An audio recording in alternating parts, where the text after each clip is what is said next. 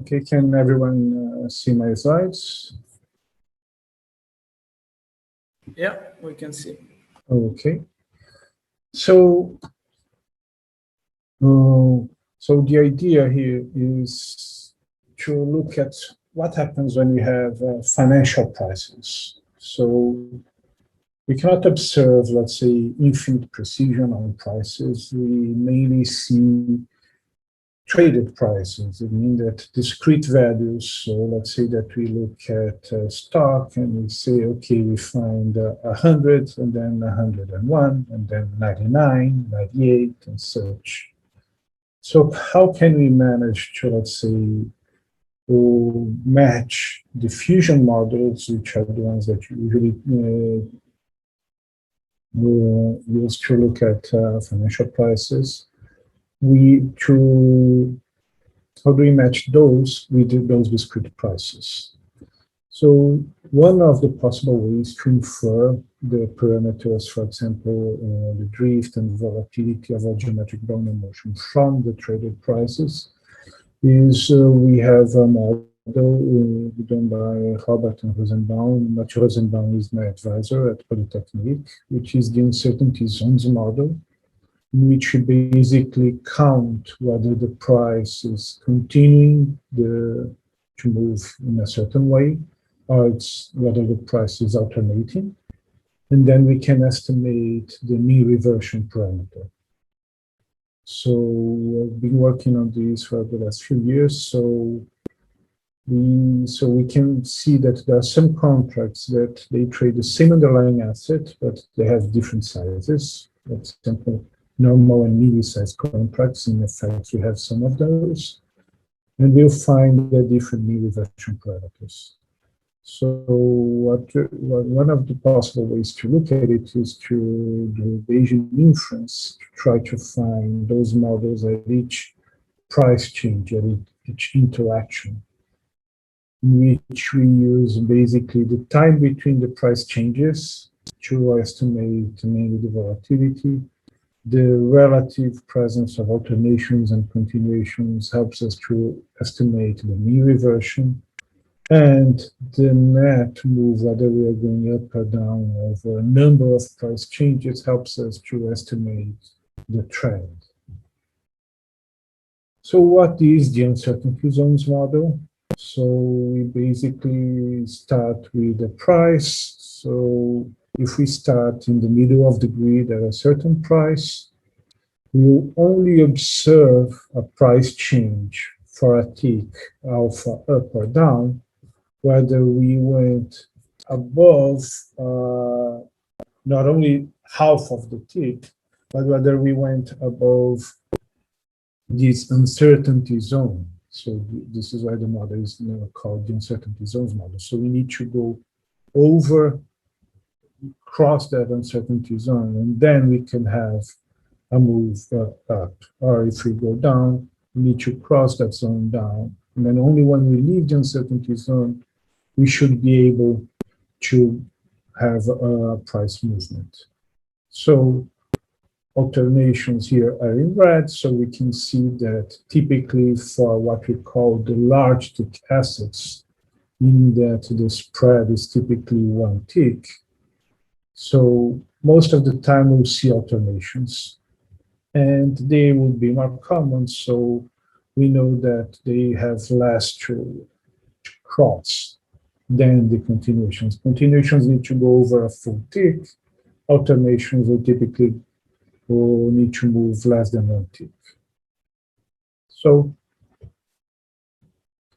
and the Bayesian model, we can start with this prior saying, okay, this is the marginal for the mean reversion parameter.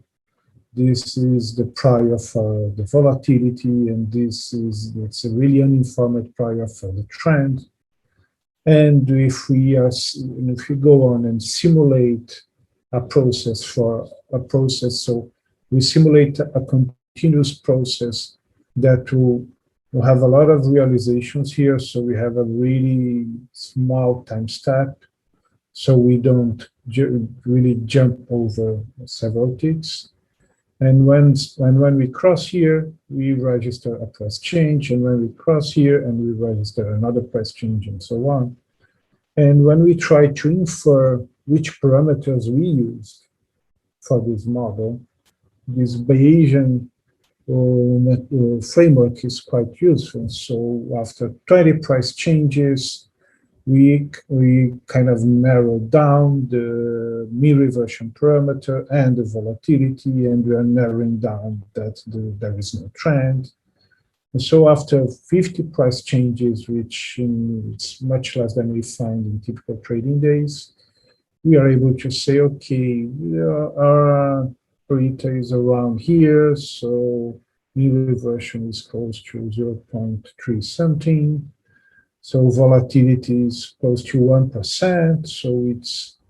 So that helps us to narrow down volatility quite fast, and not the trend not much. But then again, we are using only we have very infrequent updates of the mean.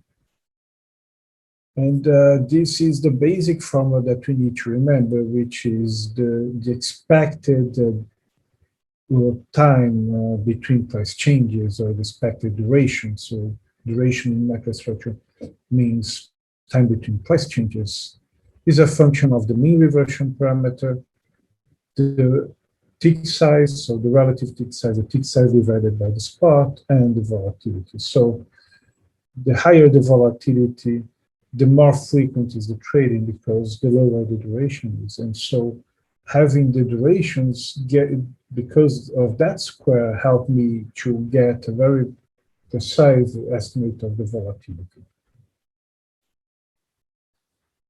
But once we leave the simulations and enter the real world, we know that prices won't behave like a diffusion. So they will go from one level to another much faster than we would expect, given reasonable parameters for the trend and for the duration. So what is going on here?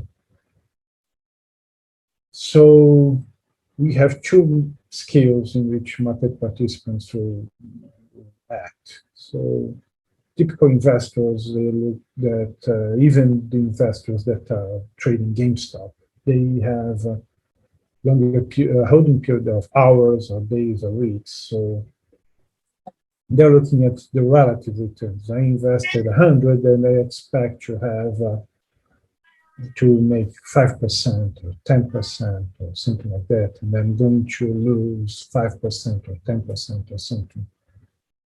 But the investors that are looking into the microstructure and the composition of the limit order book, they have much shorter holding periods, and they're looking at discrete price changes. They're looking at making 1 cent here, or having more gains of 1 cent than losses of 1 cent. So they are looking at repeated interactions of the tick, either making or losing the tick size. So when we look at whether my dynamic is driven by the investors, so investors of the type 1, their actions tend to make the prices move smoothly and have a diffusion.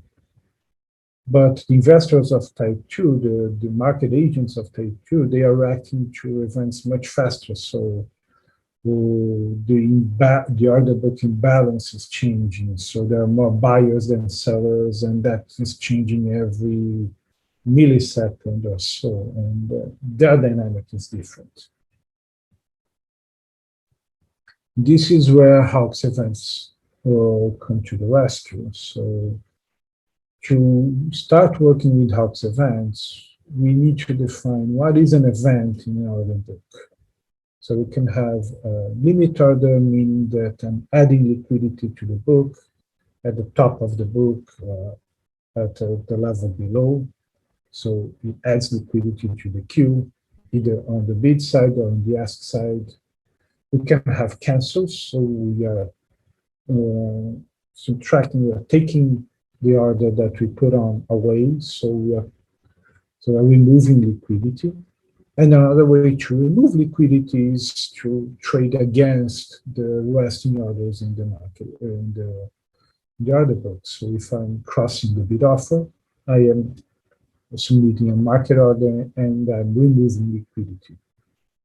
So think that for every, so if I define that I have three different events, and each of them could happen on the bid and on the ask. And let's say that I'm looking only at the top of the book. Then I can classify every event that changes the top of the book, the best bid or the best ask. Each of those six events will have its own time series. So, and I'll model that as a multivariate time series as a multivariate Hawkes process, in which, as you mentioned, events lead to events. But that influence will decay, let's say, exponentially or according to a power law, depends on how you choose to model it. There can be a cross influence, and that could be positive or negative. So if I have too many cancels on the one side, those cancels on the one side will probably have a negative influence on the limits on the same side. But also I need to remember that in order to model the one event influencing the other, I need to respect causality, meaning that I cannot have acted on an event before I would have time to perceive the event and time to process information and time to act on the event. Meaning that even if I am a high frequency trader collocated in an exchange, if I see a timestamp saying, okay, there is a cancel here, that cancel needs to go over needs to be, needs to have acted on the order book, needs to be sent to all the participants, need to be processed by the collocated high frequency trader, and then it needs to go back and be processed at the order book. So if I see something that happened 1 microsecond after the other event, chances are that the first had no influence on the other one, because there will be no time for one event to have a direct influence at the other. And so one can think that, so this is a typical chart for a Hawkes process, meaning that this is a typical profile of the kernel, meaning the function that defines how that influence will change the intensity of the process. So when I model it, when I model this, so I look at a previous data set in which the modeling had no latency in it, and so there was some noise in here, and say, okay, if I model this in an exponential kernel with latency, this is what I get. And I see that the decay happens quite fast in terms of multiples of latency, and meaning that events are happening all the time. So the influence of one particular order book event cannot last for, let's say, 100 times, let's say, the typical latency period, because by then there so many other events have happened that the influence of that one particular event should be quite small. Another way of putting it is thinking that, thinking that every other book event has its own 50 microseconds of fame, because then another event has happened, and so on and so on. So I'm choosing not to show equations here. The equations are on the papers, on the references that will be available later. And why are we doing this? So markets always in a kind of unstable equilibrium. So what my particular interest is on what is going to determine whether the market changes from an equilibrium to a crash. So what's happening, which kind of information is changing so that behavior changes. So what tips the balance? So let me just check whether there's some question. Okay. Yes, I am using the tick library. Yes, okay.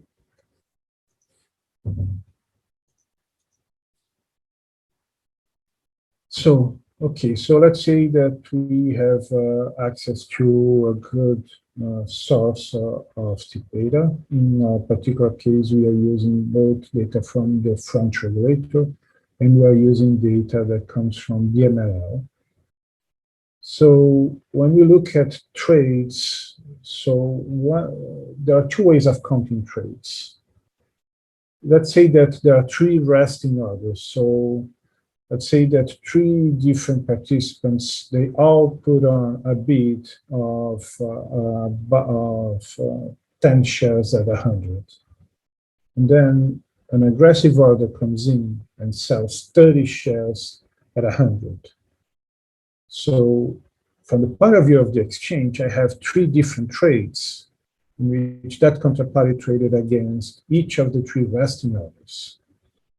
And typically the processing of those three trades will happen very fast and very close to each other.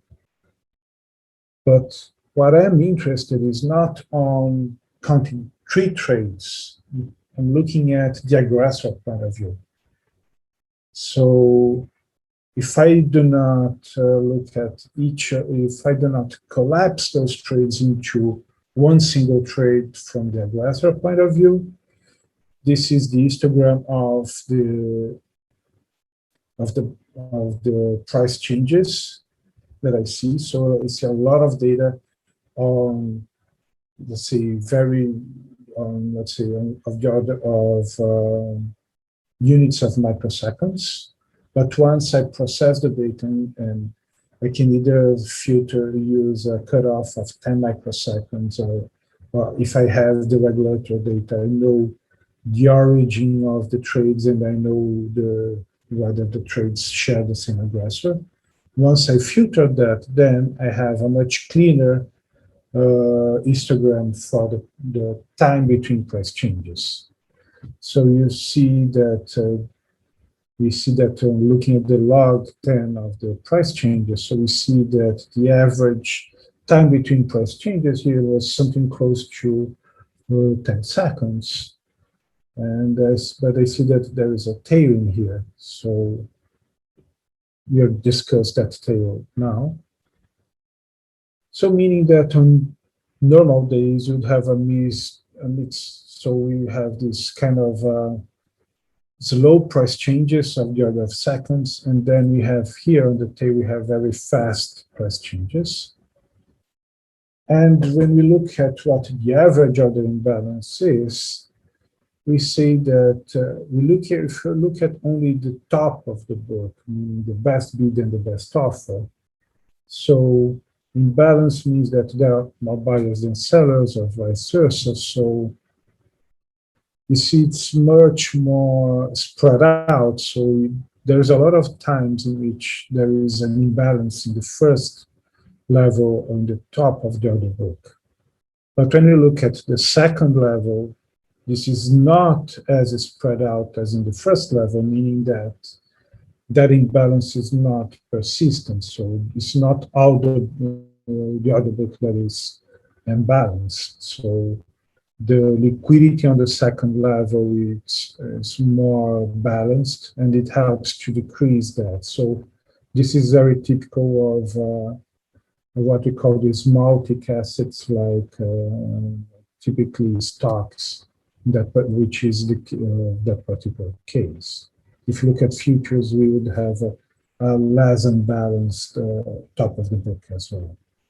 So we see that this the slope is about a half, so we see that imbalance is not very persistent. But then when something happens, so what I'm looking here is a day in which there was a fake news event on this French company, Vinci, and then over a small number of minutes, we had lots of trades, and the trades are quite fast. So we see that the peak here moved from 10 seconds to less than 1 second, and everything became quite faster. And also we see that the imbalance was more pronounced. So the slope here is closer to 1, and so all the book became imbalanced. So what is happening here?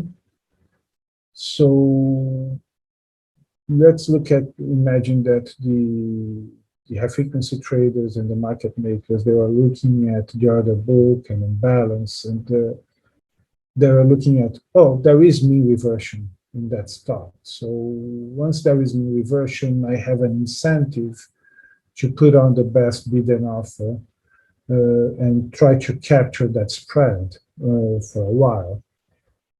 But once I see volatility increasing and a trend happening, so I see that, okay, prices seem to be moving consistently to one side.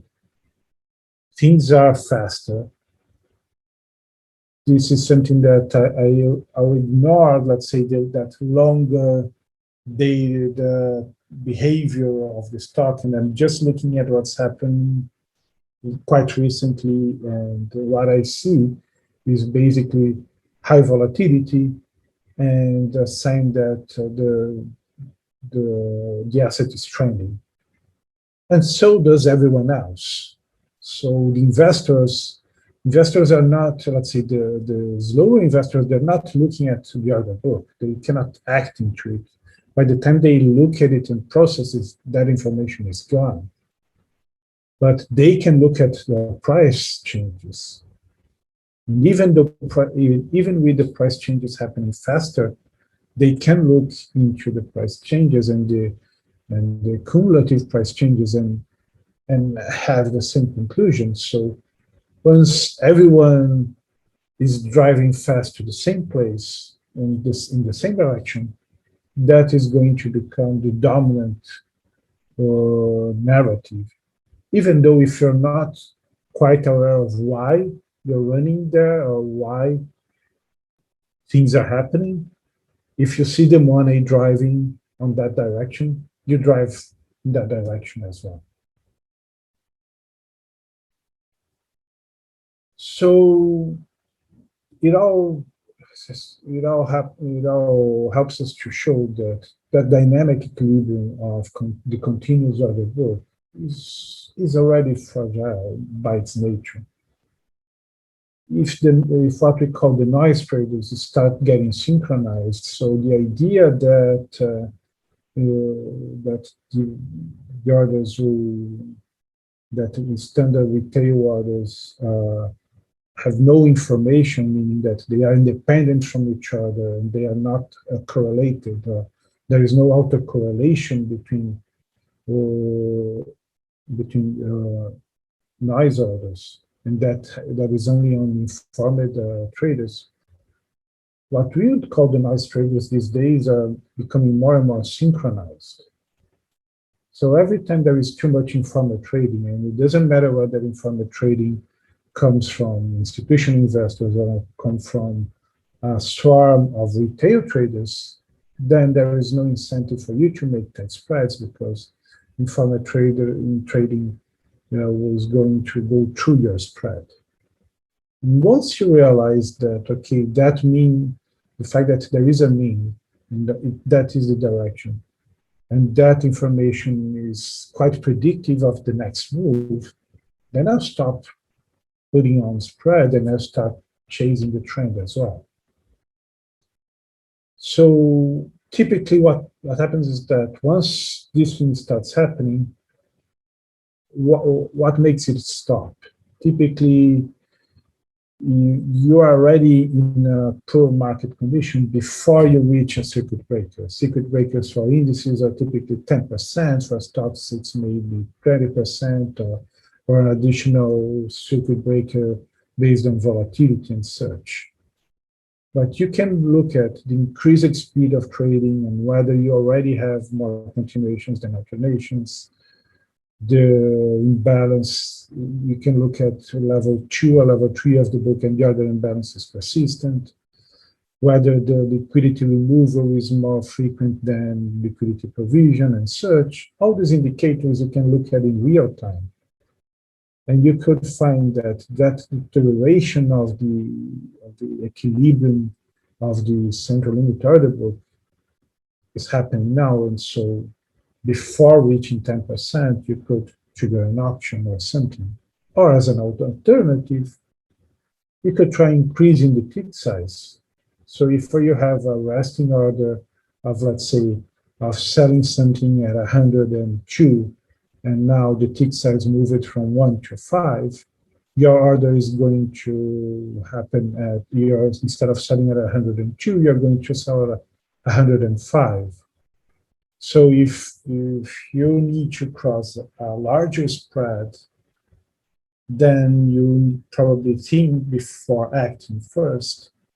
And this could be a natural dynamic negative feedback component of a market. So how can we be sure of that? So let's look back at the durations. So these are the normal durations for 2 days for a day in which there was no event, and for the day before, a day in which the event happened, but just before the event. So I'm taking those durations here, and I'm cutting out here. So my cutoff is 250 microseconds. So this is around here. So I'm just looking at these durations here. So the log of these durations looks quite like a normal distribution, or something close to that. The same thing for the second day. So if I just take, okay, let's go back. This formula here, the duration formula that relates the durations with the volatility. So if I just consider this as an unconditional duration, I'm not concerned whether the move was an alternation or continuation, then I can look at these durations and say, okay, these are the implied volatilities from these unconditional duration formulas, meaning that I find log normal, kind of log normalish intraday volatilities. So more complete analysis would take into account whether the move was a continuation or as an alternation. And so the volatilities that I will have, the histogram that I would have will be quite different. So these are the volatilities that I get for the first day, for the second day before the event, and for the event. So when I look at the distribution, the joint distribution of this instantaneous volatility and the instantaneous mean reversion, what I see is that the lower that parameter eta is, the more mean reversion I have. The larger the eta parameter is, the less mean reverting I am, and the more continuation driven the market is. And you can see that, as expected, the higher the volatility, the less I have mean reversion. And when you can see that even the event when the volatility increases by an order of magnitude, we can see that this relationship is quite strong, and we can say that, yes, the higher the volatility, the less confident you are that you can make the tick. So the effective tick size actually, so increases, meaning that the tick size becomes even smaller. And so the smaller the tick size, the less mean reversion you would have.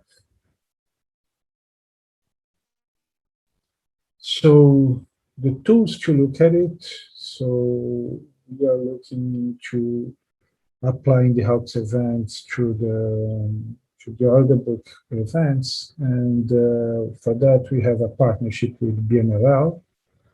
So this is a simple explanation of what is level 1 data.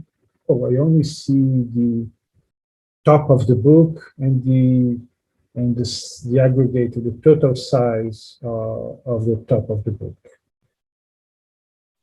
If I have level 2 data, I can have, let's say, the best 5 levels, but still it's all aggregated. I don't know how many orders are there. I just know the size and the price of the best, let's say, 5 will be the best. If I have level 3 data, then I know how each order, I don't know who sent which order, but I know I can map each individual event, each individual order, whether it canceled or whether it's subtracted liquidity or added liquidity, and because I know the time, I know which place in the queue it was. So if I have my data, I can look at, if I know the timestamping of my orders, then I can match my orders with that kind of information, and I can see how my orders, what was the relative performance of my orders, how the relative place of my orders inside the order book. So the data lab product that we have, we're using, is level 3 data. We don't, Polytechnique doesn't have their own orders, but we can look at the behavior here, and then we can infer if we have the regulatory data, regulators themselves, if they have access to this data, they can infer how different classes of participants behaved in different conditions. So this is more of an introduction. So the thesis is I'm finishing the thesis soon, so everything will be available. So if you want to learn more about Hawkes process and the work that we do on at CMAP, the share is the site of the share of analytics and models for regulation is contract.com. So you can check the tick package at GitHub, and on the tick package there will be links to the Hawkes papers that the Polytechnique people have published over the years, and my paper that looks at calibrating an exponential kernel considering the latency. That code uses Numba and is available on my GitHub page here. So, and if you're interested in looking at level 3 data, you can check BMLL website and data lab. And this is it. So let me start sharing here, and so I can look at the questions.